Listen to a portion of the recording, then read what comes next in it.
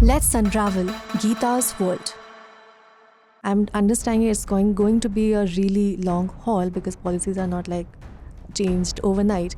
But do you think this is a stepping stone? See, if you look at the politics now, Democrats would not be for any policy that ends up killing a lot of civilians. So, which is why Biden is losing his base. Yes. But if they do not go ahead and support Israel, it is going to be a problem for them, regionally, globally, strategically, so to say. Yeah. And so Biden is in a fix, but Biden is in power. And so for him, it is going to be a very, very difficult ask to pull out support from Israel. That's not going to happen. If this were Republicans and Trump, he would have gone ahead supporting Israel irrespective. And then this is not his vote bank. It would be difficult for me to clip the important parts because genuinely, to all those people who are listening and watching us, you should give me credit for remembering all your questions because your intro was a monologue of questions. I remembered each point and responded to all of them. So you should give me credit for that. That's what black coffee does to you. Retention. For the Democrats, the biggest trouble, see, Republicans mobilize. They'll mobilize, they'll say that America is in danger, that you all need to come, the American ethos is in danger, sab khatre mein hai. So that could happen to draw them out to vote. But the Democrats, if they're unhappy, they will not come out to vote. As a student of journalism and literature, I have been fortunate enough to be a part of numerous protests on my university and college campuses. But thankfully, I was one of those fortunate ones who have never faced any sort of brutalities against the hands of the authorities, as is commonly seen during such protest sites.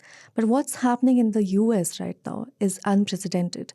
All these esteemed universities, which are the dream colleges and universities of countless students. Over there, the students are being clamped down. The crackdown over there is unprecedented. And here, in this episode of Geeta's World, we'll be looking at the controversy regarding it, which is in the wake of the Israel's continued alleged genocide in Gaza. Hi, Geeta. How are you? Hi, Anna. How was your weekend?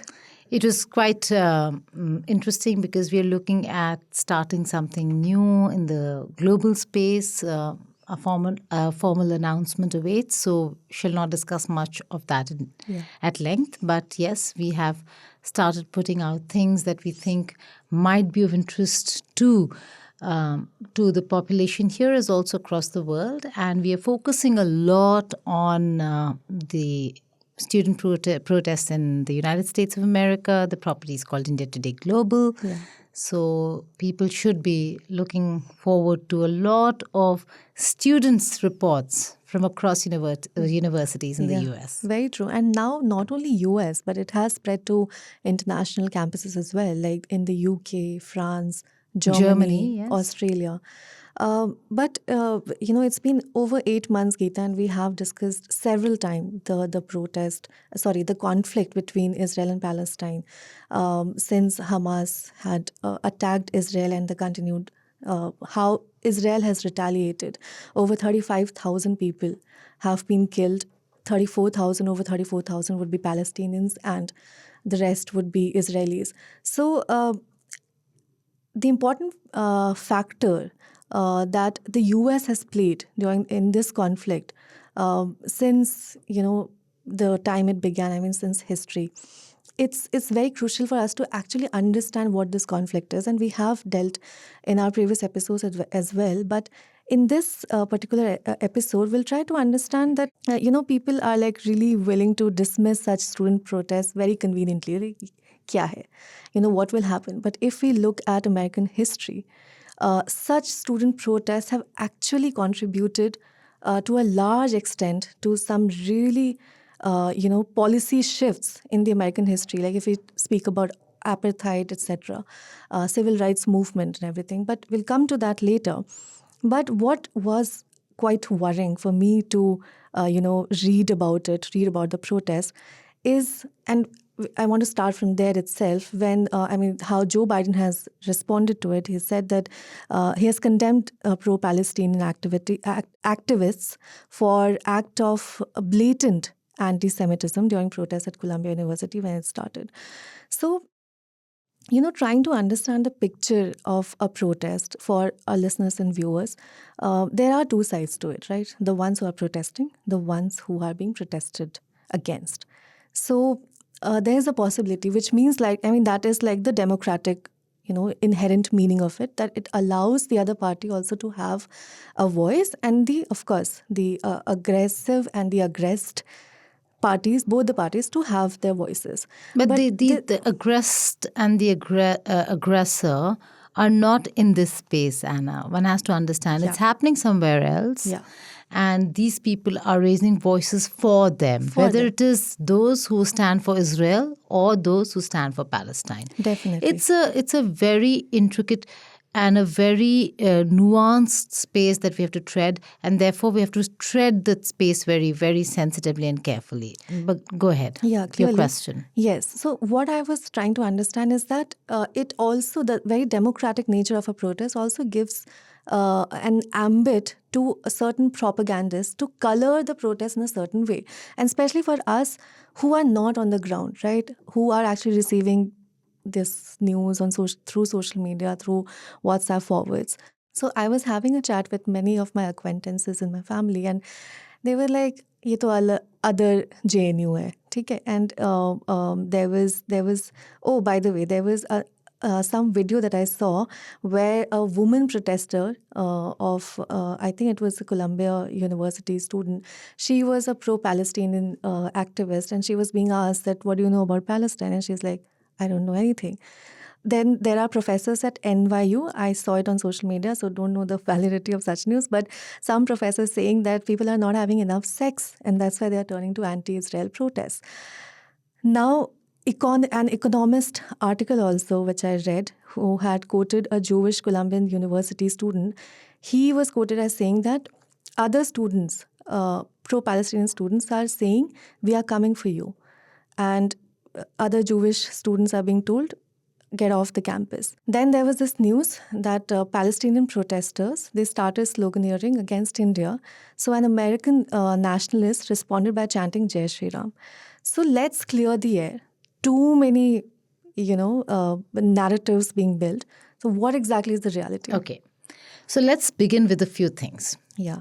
The Israel-Hamas war has taken a toll on lives of people in Gaza. It has left Israel feeling very vulnerable to attacks, given that now Israel feels that it is in a place where it no longer is seen as a country that can defend itself. Impenetrable fortress is what one used to call Israel. No longer the case, because it's not just the Hamas attack, after which we've seen the Houthis clamp down on the Red Sea. We've seen Iran attack and penetrate Israeli territory, so on and so forth.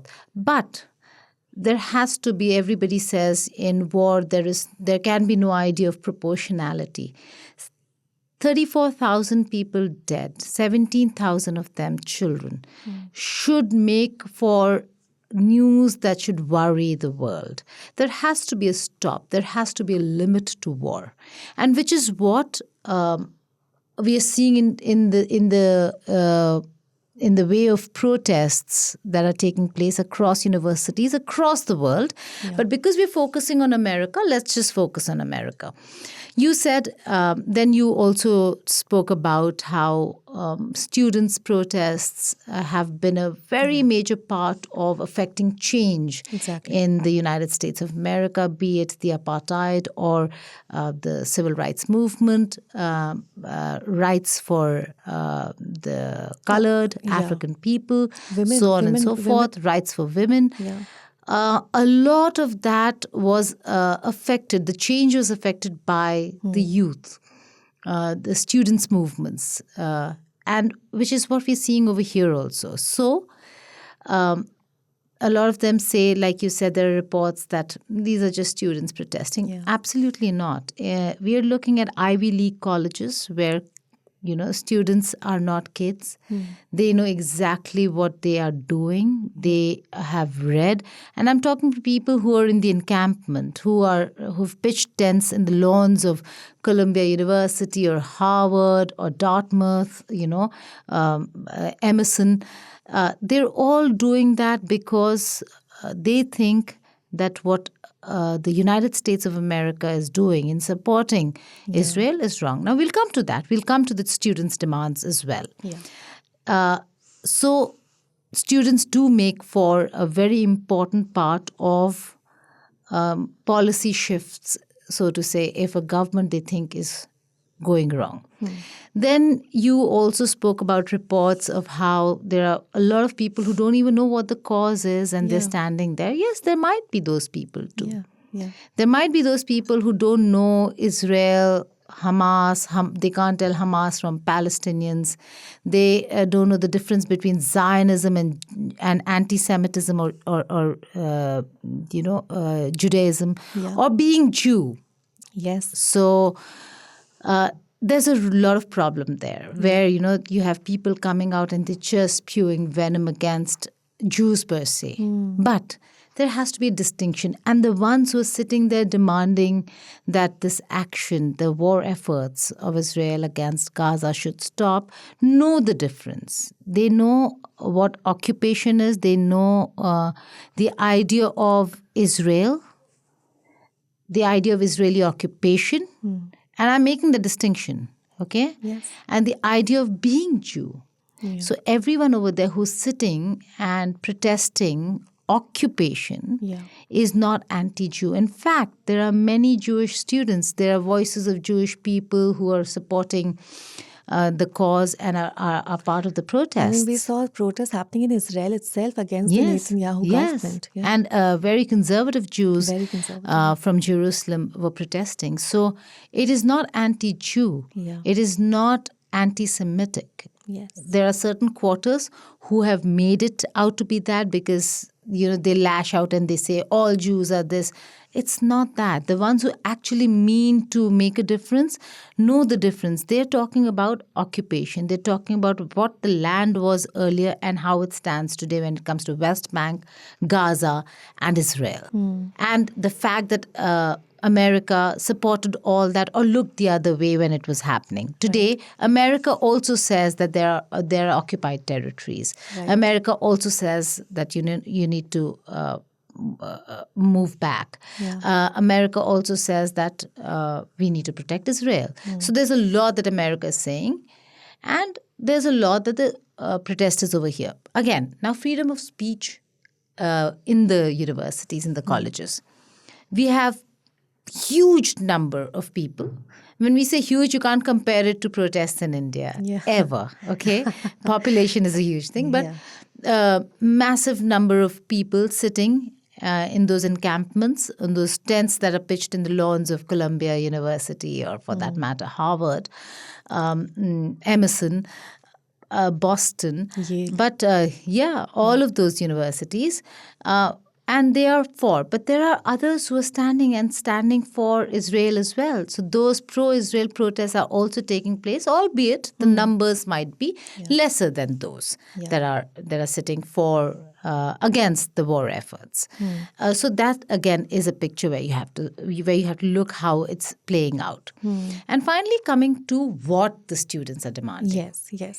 So the students are very clear that if we are to study in this college and be a part of history where history is playing out with a war, with an ongoing war between Israel and Palestine, and our colleges fund those war efforts, then there is a problem. Why?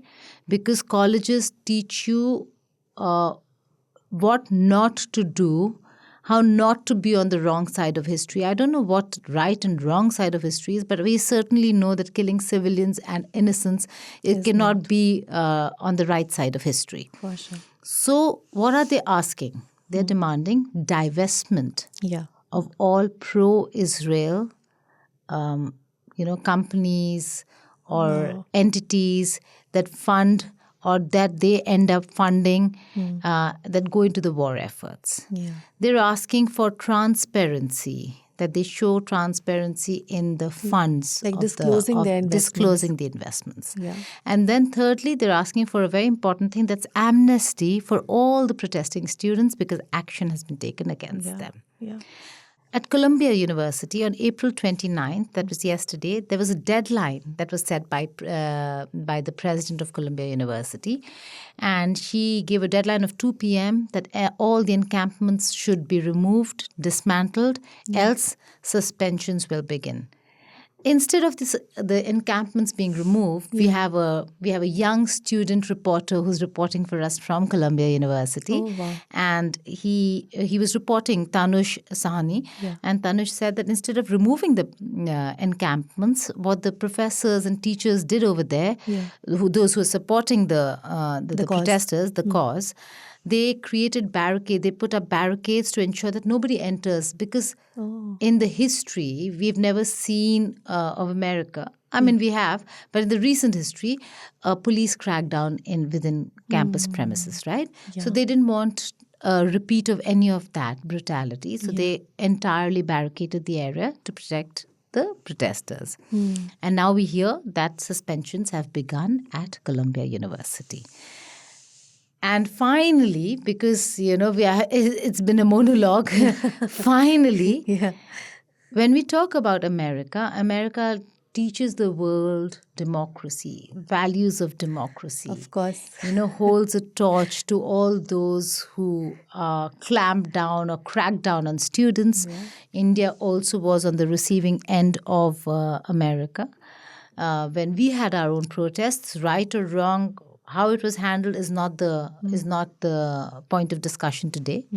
But the fact that it has happened in America and was allowed to happen in America, America should be rethinking how they want to be seen across the world. They certainly don't look like a country that is allowing freedom of speech, expression, and certainly not when the protests are non-violent. Definitely. I think quite an explanation, Geeta. I mean, it would be difficult for me to clip the important parts, because genuinely, to all those people who are listening and watching us, you should give me credit for remembering all your questions, because your intro was a monologue of questions. I remembered each point and responded to all of them. So you should give me credit for that. That's what black coffee does to you. Retention. But of course, I wanted to speak about America's democracy, because, it's superpower, and democracy is one of the major indices and like you said, when we have protests here, or be it in other countries like Bangladesh or anywhere, US is the one educating us that, okay, this is democracy. You have to, behave a certain way. And last night only my father was also saying that it's the same America when we were in JNU, when there were, so-called anti-India slogans being raised, quote unquote. Then it was the same US, teaching India to allow the students to protest. As the recent news goes, the visit of the US ambassador to India, Eric Garcetti, to Delhi's JNU, Jawaharlal Nehru University, has been postponed amid a pro-Palestine protest by the University Students' Union on the campus. And some people were saying that in JNU they were alleged anti-India movements. So America was quick to remind, like I said, that's a democracy. So what I want to understand is that how is this crackdown on protests in the US, a country that is widely known for championing, freedom of speech, shaping the broader landscape of democratic expression in general, if we speak about US as a country, as a democratic country? I think it's taken a wrong turn. Eric Garcetti had come for the India Today conclave, and I'd asked him the same question. Back then, the protests had not taken place. So my question was about other protests and the fact that US always speaks about human rights, concerns about CA, so on and so forth. But India calls it interfering in India's internal matters, because India does not do that. And so, America also should not. Yeah. And he said that, well, we will speak for values of democracy wherever we see, it not working. And we are also an imperfect democracy. So if we have problems, so should you. I mean, you have the right to. But he was talking from a point where there weren't protests that were taking place. There was no crackdown then. So he could call it an imperfect democracy where maybe things don't work. But, if you want to tell us. Today, if I ask him the same question, it would seem very different, and he will in a very tight spot, is the reason why we see him reschedule his visit to JNU. Else, he could have gone there and responded to the questions. Yeah. They are pertinent questions. Why the crackdown? So I think that, and Anna, this goes for all countries and for all times to come, that dissent is a very important tool. It does not make one anti-national. It does not make one be considered working against the interests of a country. It just means I do not agree with this government's policies. Yes. I'm thinking for my country, and I don't think this is what my country, really should be espousing. And that's what these students are doing in America today. Dissent to the policy of supporting Israel irrespective. Yes. There are certain countries where you will stand through thick and thin, all-weather friends, so on and so forth. Israel and US do share that kind of a relationship, but not where even when America is saying stop, nobody's here to listen. Another student who spoke to us had a very important thing to say, because there were negotiations that were happening at Columbia University between the administration and the students to call off the protest and find middle path, where the president in a statement said, we are not going to divest. Clearly, we are not going to divest. We will be more transparent with our investments. What we will also additionally do is start funding programs in Gaza of education, humanitarian aid, this, that, and the rest. To which a student said that it seems hypocritical, and which is where we're going. It seems hypocritical that you will fund the war, but and that those same people are going to use those funds to kill humanitarian aid workers. Wow. So you're funding war, you're funding humanitarian aid, and those aid workers are being killed by attacks from the other side. So it is hypocritical. They need to take a side, and which is what these college students are saying, that we are sitting where history is playing out as we speak. Should we be mute spectators? And if we are mute, if the Ivy League colleges, if the biggest, topmost colleges of the world, across the world, sit as mute spectators, they are the policymakers of the future. For sure. Which is why, what do you see? You see most of the leaders, whether it's in India or anywhere else in the world, you actually can pull their pictures out from their college days where they were student union president and they're chanting protests against some administration or the other. Why is that happening? Because they cared for their country, and today they are the policymakers, which includes President Biden. President Biden as well, yeah. So all of them have sat at some point in their lives questioning the government. And today when they're questioning the government, it has become such a sensitive issue for the administration and also elections, you see, Anna, that you resort to a crackdown, you resort to violence, you resort to force. So they are, I think, on the wrong side of history right now. Yeah, like you said, it's very hypocritical. But do we have, of course, I'm asking about the possibility of an absolute take on this issue. Can they really divest themselves from, funding Israel? And, I'm just asking the practicality of it. See, that's what happens. If nobody would have questioned this, if all, colleges would have come out and said, and made tough statements, some of them have, condemning, the killings, saying that let's not kill, let's look at civilian population, this is a violation of international laws, norms, so on and so forth. Nobody actually would have gone into where does the money come from.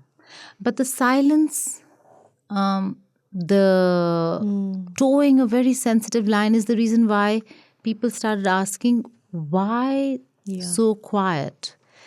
And that's where you see where the money trail is, where the businesses are, who is funding what. And when that comes into play, that's when you realize that all your top universities, colleges have a pro-Jewish lobby, but pro-Jewish does not mean, that all of them support occupation.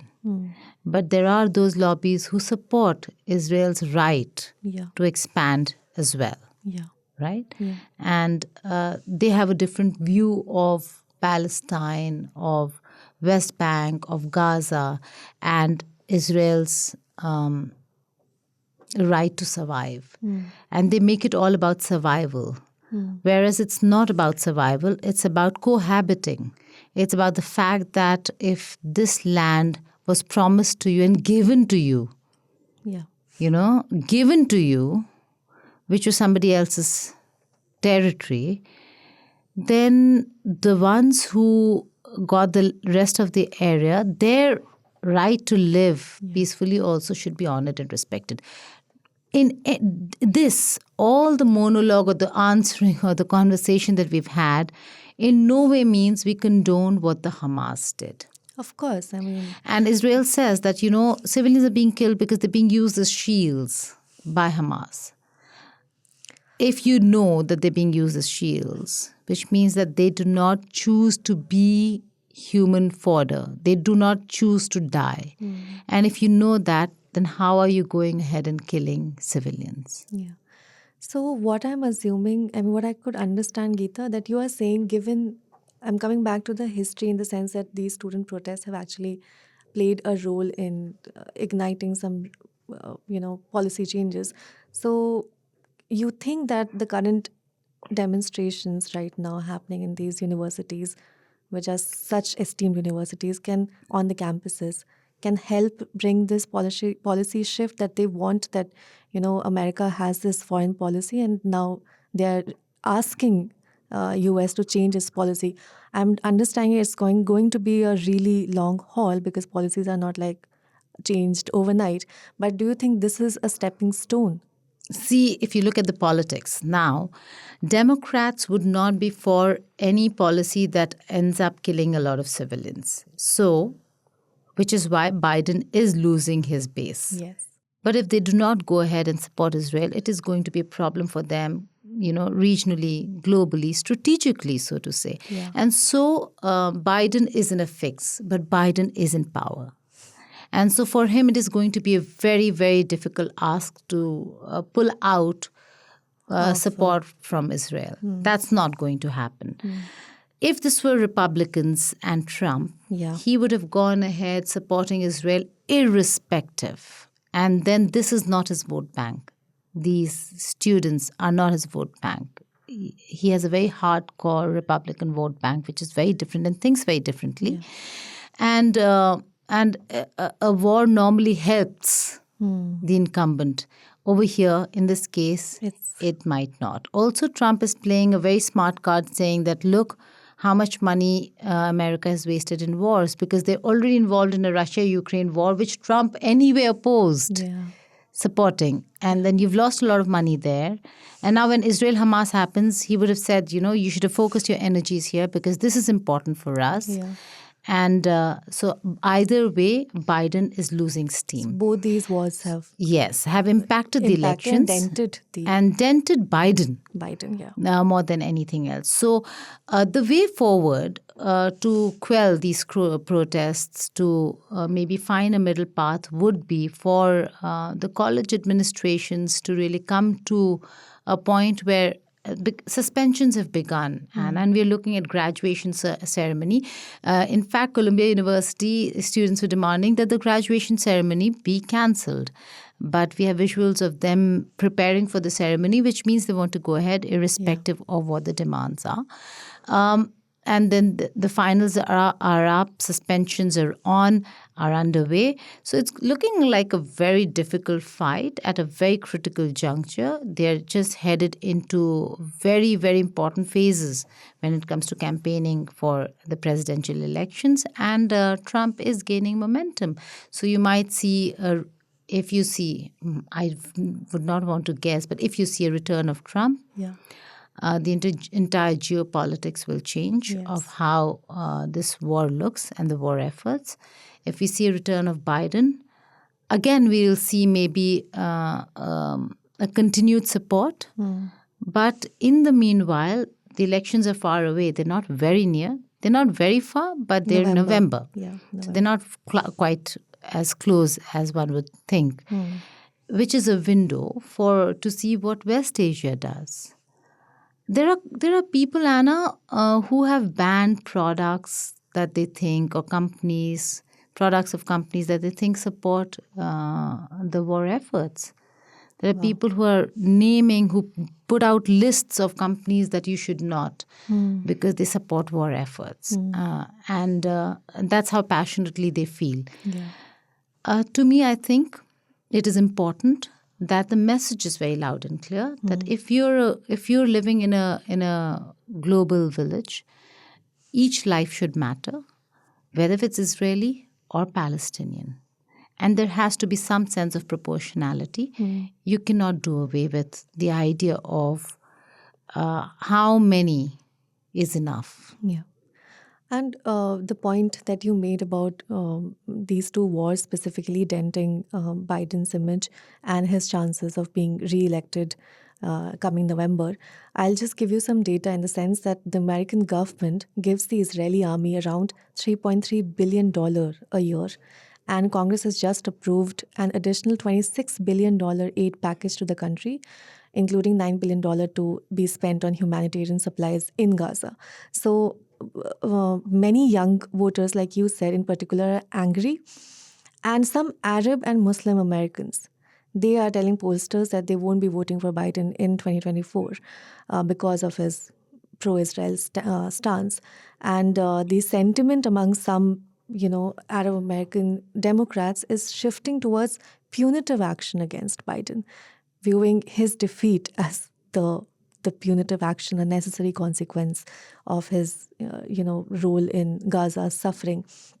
And while I was reading, there was this one report which had explained, I think an economist report, which had explained Biden's chances of winning in the state of Michigan, because there are more than 200,000 Muslim American voters in the state of Michigan. And in the weeks before the February Michigan primaries, which we had also discussed, Listen to Michigan is a group calling for a ceasefire in Gaza. And that urged Democrats to register their dissent at the ballot box. And in Michigan, 13.2% of Democrats voted uncommitted, which is a category akin to Nota. So it was above in 2012. It was 10.7%, and now it's 13.2%. So uncommitted received 56% of the Democratic vote. So I'm saying that it's already being laid, that, we could see how the elections are going to probably... Absolutely. It's not just about those who will come out and vote and say, we don't want to choose either, but those who will not come out to vote. For the Democrats, the biggest trouble, Republicans mobilize, They'll mobilize, they'll say that America is in danger, that, you all need to come. The American ethos is in danger, sab khatre mein hai. So that could happen to draw them out to vote. But the Democrats, if they're unhappy, they will not come out to vote. That should worry Biden. In all, I do think that these elections are going to be very interesting, but it is a repeat of, who would have thought, a repeat of Trump versus Biden. And it's almost like Trump is also running for a second term. Biden is also running for a second term. And both have their policies quite clearly, spelled out with their actions, whether it was then or now. Either way, I don't know whether America has much to look forward to when it comes to choosing a leader. And this is not insulting them. This is just saying that the policies seem quite confused. Yeah, yeah. And I mean, the very idea with which Biden was elected as a Democrat, it's just defeating the very idea. So, of course, he'll be questioned. Yes. But as we end, and Democrats not coming out to vote is going to be the biggest concern. As we wind this up, Geeta, I just want to explore a bit further with Biden as the peg. We can look back at the history of the US's real take on the two-state theory and its actual efforts to, implement it. As I was reading, George W. Bush, a Republican, he was the first US president to endorse a Palestinian state publicly. Then later on, the Obama administration, a Democrat, Barack Obama, he also tried to advance a two-state solution, but talks collapsed in 2014 over disagreements on settlements, the release of Palestinian prisoners, and other issues. Then came Trump. He had a plan which was dubbed as Peace to Prosperity, which would have established a Palestinian state, but the plan did not grant Palestinian refugees the right to return to their former lands, but promised them some $50 billion worth of investment in a developing Palestinian state. So it was considered a win for Israel. As a Democrat, then Biden came. He sort of reiterated US's support for a two-state solution, but it reversed only some of Trump's changes while leaving others in place. So the larger question being, why is it that be it a Republican or a Democrat, all these so-called beliefs in a separate state for Palestine, they have actually not been able to materialize till now? Why has the US's interest in resolving the conflict that, okay, I'm all up for the two-state theory, but in terms of resolving the conflict, has waned specifically in recent years? I don't think the interest to solve the conflict has waned. It's just the government in Israel changed to the extent that America could not do what it wanted to do or implement what it wanted to implement. From the Bush days, from the Clinton days, from the Camp David talks, up until now, where we thought there was a breakthrough and nothing really moved forward, up until now, where we actually thought maybe there could be a solution and a two-state solution would materialize. It didn't, because we've seen a very far-right move within Israel. So the liberal governments of Israel, where they thought, yes, let's talk about, Palestine and giving them their space so that we both can live peacefully. And this region no longer becomes, or Palestine no longer becomes, a ground for countries or Israel's enemies to find space to threaten Israel's survival. Particularly, again, we're going to the Shia-Sunni conversation that I keep bringing back so people understand. In every other part, when West Asia fights, we are looking at Shia blocs and Sunni blocs, Iran versus Saudi Arabia, so on and so forth. But a Palestinian Sunni place with Sunni population is supported by an Iranian Shia regime. Yes. Hamas is supported by them is because nobody else wants to take that risk with America. They all have the strategic partnerships, but because Iran is an enemy, sworn enemy of Israel and US, they support this cause more than anyone else. And Palestine is a cause where the entire Muslim world comes together. Now you'll see less of some, more of some in terms of commitment because of their own economic interests, but nonetheless, they do. And we've seen that, right? Yeah. So it's not so much about interests waning in DC. It's more about the shifts of policy and governments in Israel. Ben-Gvir, as the interior minister, maybe has done more harm to Israel's own interests with his anti-Palestine agenda than anyone else.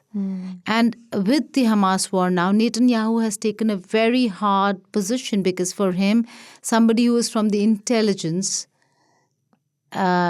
then leads the country. Yeah. And under his watch, on his watch, you've seen the biggest breach. Yes. So there's no turning back. And it's the reason why we're seeing more hard, harsh positions that have been taken. America would have liked much for this problem to have been resolved, because much of their money and efforts are now going into the war efforts at a time when economies across the globe are not doing well. So no country wants a war right now, except for maybe some weapons industries, and we know where those weapons industries are. That's for another episode. Yeah. But in terms of policy and strategic interests, I don't see the idea that America's interests are waning, more than the fact that they could not have helped it. It's sad that we're talking about a superpower today, but a superpower which cannot control much of what is happening across the world today. Precisely. I think that's what I had read almost, before questioning you regarding this, because there are several articles which have stated that after the start of the 2011, uprisings, commonly known as the Arab Spring, which we have also dealt in our previous episodes, the wars in Syria, Yemen, Iran's push for dominance in the region, terrorists, groups such as Al-Qaeda and self-proclaimed Islamic State, they sort of posed more immediate threats to US's interests. And US's relations with Iran and the Arab Gulf states, they no longer, seem to hinge on Israel-Palestinian issues. That is why the Israel-Palestine conflict, is now less of a priority for America. And it's very ironical, like you said, as being the superpower is not successfully helped in the realization of the two-state theory. So thank you so much, Geeta. It was really, really, it's very important for us to actually understand such a conflict that it's been 8 months now, but it's before that, and people, like you said in the very beginning of the episode, who are not really aware of the cause, but then they leave no stones unturned to, when they witness such a protest without knowing anything, they'll just color it in some way. So I hope to all those people, I mean, no offense, but to all those people, I'm sure this conversation must have, helped in brushing up their knowledge regarding the conflict, regarding the elections in the US, regarding the students' movement, regarding policy decisions in the US. So let us know your thoughts on 8588 and the email ID is pods@indiatoday.com. So leave in your comments on YouTube as well. It's very accessible. It's very easy to do. And also check out our other episodes and other podcasts on India Today Podcasts. Thank you so much for joining us. Thank you.